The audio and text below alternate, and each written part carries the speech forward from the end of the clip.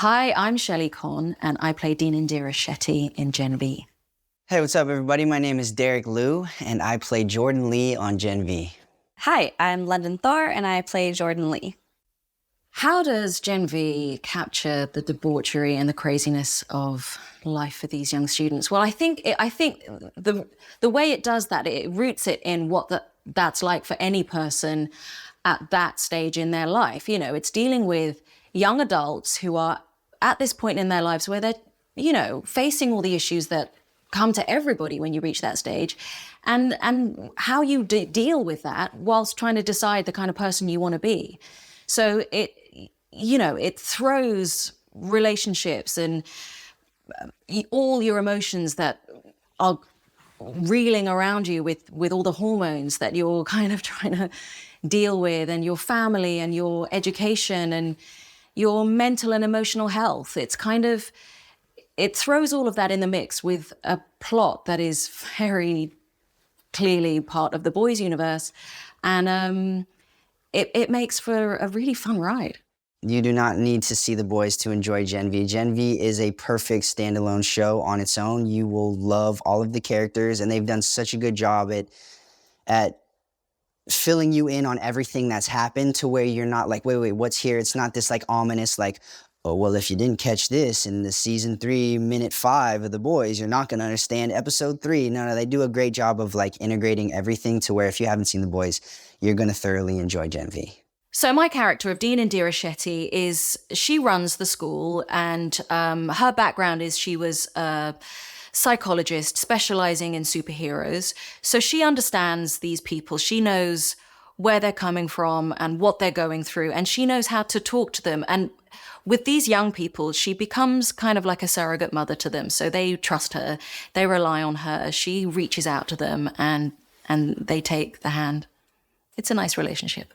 What's interesting about taking this role as an actor is, who doesn't want to be a superhero? The power that we have is called shifting, and it really does play out in the story, both in fighting and in relationships as well. It adds to the dynamic and the complex idea of, who you are in college and growing up and finding yourself. And then also it creates this just fantastic weapon. I think the show's relatable in the sense that everybody is going to see a piece of themselves, if not their whole selves, in one of these characters, if not all of them. You can be like, I'm like Marie, I'm like Jordan, I'm like Emma, I'm like Sam. Oh, I do that kind of stuff. I think that's what's so interesting about Jordan and Marie is out of the fold, they are the two that want to be heroes. They're completely optimistic that this is the reality of the world. They can work hard enough to be in the 7, and the 7 saves people. And that's what's so fun to play these characters, is to try and manage the come down from the reality check, along with the characters that didn't really care much about the 7 or didn't want to be in the 7. You've got Andre, who isn't interested in that kind of responsibility. It's kind of like being an actor and living in the world of like, do I want to do the art or do I want to do the acting thing? Godolkin University is the backdrop of the entire show. It's an elite Ivy League type of facility, a school that deals with two main factions of what it would be to become an adult superhero. One of them is the kind of celebrity, entertainer, influencer kind of world. And the other is the serious crime fighter. This is you saving the world, if that's the route you want to go. The combination of superheroes, college hormones, competition, social media, rankings creates this kiln of just explosive stress and drama and competition. And then you've got studies on top of rankings, on top of the future. It's like college meeting a reality show. So the ranking system at Godolkin University means that every student has the opportunity to prove themselves and work their way up. And at the end, the sort of carrot that's dangled to them all is that you could, if you're number 1, you have a really high chance of joining the 7. And for any student, that would be a plus, that you're just made for life then. That's kind of, you're set.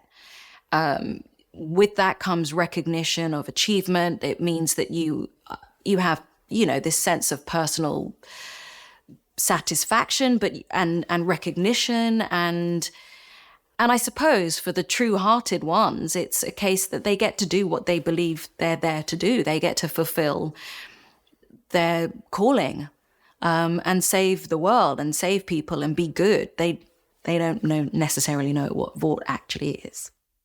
I think what's fun about knowing that the seven exists in this universe, but me as the person knowing that it's the seven, it's the real seven. I've watched The Boys, I know what the seven is, has been really fun because Jordan wants to be in the seven no matter what. That's what our goal is. You have to be a top caliber hero to even get into the crime fighting school to learn about how to be in the seven. So if you're not even a top superhero, you can't even make it into the classes. So the competition is insanely fierce. The presence of Homelander and the Seven is very easy to see on the campus. We've got literal statues of Homelander looking down at us at all times, and all the other superheroes watching. It's a huge part of the school. I mean, I think they surround it almost like propaganda of this is what you are aspiring to, and it's just all encompassing, and it's always there, and you're always aiming for it. Oh my goodness, the student union is pretty special because you walk in and it's, first of all, I didn't realize this about myself. I'm a sucker for merch. You had this whole store over there, which I was like, okay, I need to get a hoodie. I need a rucksack. Where's my Godolkin cup? And then you have again, it's all the kind of posters of the cheesy kind of, like the superheroes standing back to back. But then I had this weird sense of pride when they started, bringing our characters. Oh, wow, this kid's doing great. Look, here's Marie Moreau and there's Andre. And the sets become characters in themselves.